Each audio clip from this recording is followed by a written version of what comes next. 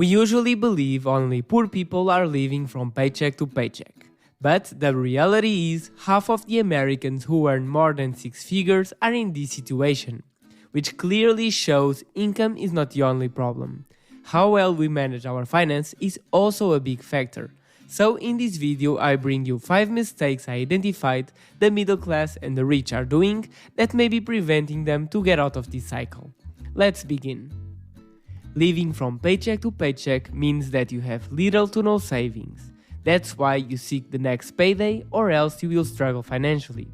It also means your expenses are almost as high as your income. And that is why you don't save much money. To get out of this cycle, it's either by spending less or by earning more. However, earning more for many people is not going to solve the problem, because by earning more they will end up spending more as well. And this is the first mistake. At first, they believe if they earn more, it will solve all their problems. And they are actually right, if they would keep the same lifestyle. However, when faced with extra money, our natural instinct is to find reasonable reasons to justify spending that money. They can finally upgrade to a bigger house, travel more, or simply buy new things. But then they won't be able to save more, and therefore will continue living from paycheck to paycheck. Mistake number 2, hasty decisions. We all have that one friend that from time to time finds a new passion and gets so excited that he decides to buy lots of stuff before even begin. I have a friend that a few years ago decided he wanted to create a tech review YouTube channel. So he bought out of the gate an expensive camera, a microphone and items to review. After a handful of videos, he didn't have the success he was expecting and decided to quit. Needless to say, he sold most of the stuff he bought for half the price and ended up with quite a loss. There are moments when we get very excited either because of something we want to start or just because we saw a cool thing we thought we needed. But often, that excitement blocks our rational brain, and we end up buying things we don't need and will barely touch, only to later sell them, give them, or accumulate them. A good strategy is to not make decisions when excited and let it sink for a few days. If we really find it useful, then let's buy it. But we will discover that usually you don't want those things, it was just a thing of the moment. The same applies for new passions. If you really like it, just start. Most of the times you don't need fancy stuff to try out. There are plenty of options to rent, reuse, or borrow stuff to test how much you will enjoy your new passion. If you really like it and have been doing it for a while, then maybe it's finally time to upgrade. Like a game, we never start with the best gear. We earn it and upgrade it progressively, and that's what makes it even more fun. Mistake number 3, paying yourself last. If you are that person who wishes to save more but usually struggles with it, this one is for you. Consider 2 scenarios.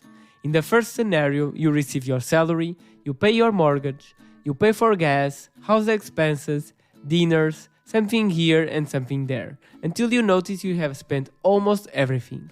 So you slow down but end up with little to no savings. When we pay others first, we only get what's left for us. Now imagine a different scenario where you decide upfront that you will save 10% of your salary and put it in a savings account. Then you pay for your mortgage, you pay for gas, supermarket and so on. But now, as you have less money in your bank account, you start worrying earlier. You start saying no to eating out or being more selective at the market. When you pay yourself first, you force a change in your behavior to make better decisions on where you spend. This will result in more money saved at the end of the month and hopefully a change in your financial situation in the long run. Mistake number 4, no room for surprises. If I gave you $1,000 right now, where would you spend it? Maybe you could buy something nice for you that you have been wanting for a while, or you can surprise your family with a weekend out. I bet you can find a million ways where to spend it. But how many of you thought on saving it instead? Money is hard to earn, so it is natural that once we have it, our instinct is to spend, and there is nothing wrong with that. However, that may be one of the reasons why you are living from paycheck to paycheck. Let's imagine a scenario where you live from paycheck to paycheck and after 6 months you manage to save $1,000. However, your car just broke, and you need $1,500 to fix it. As you were not expecting this bill, you now have to spend all your savings on it and still have to cut your monthly expenses in $500. When we see no reasons for saving, we will naturally save less than we could. But when unforeseen events happen, it usually is a huge struggle. And unforeseen events happen all the time. Who never had to replace his vacuum cleaner or washing machine? Or who never got a fine for not having subscribed yet? We are never prepared for an extra bill, and when they happen, we regret it. If we knew that we would have to pay $1,500 6 months later, we could have saved a little bit more each month. Let's say $300, instead of being caught by surprise. After 6 months, we would have enough to pay the car bill and still get something left. Now the big question is, how much should we save? Let me know in the comments what is your opinion on the ideal savings amount and why. A good rule of thumb is to know how much we spend each month and have an emergency fund of 3 to 6 months worth of our expenses. You should also add an extra 10% of expenses for unpredictability so that you don't get caught by surprise. If you are only now planning to create your emergency fund, make an extra effort in the beginning and you will see how much relief it will be in the future. The more savings, the more options and the less stress you will feel. Mistake number 5. What is inflation? For those who don't know, inflation is a general rise in prices, which means the same amount of money buys less things. As an example, a beer would cost around $3 in the year 2000, and now costs around $4.5. The same things will cost more when there is inflation. So now imagine you earn $5,000 monthly and your average monthly expenses are around $4,500. Next year you will still have the same salary, but because of high inflation your expenses now cost $4,800. You bought exactly the same things, but now it costs more. Our salary should rise as well, but salaries usually take more time to get updated, and that's if you are lucky.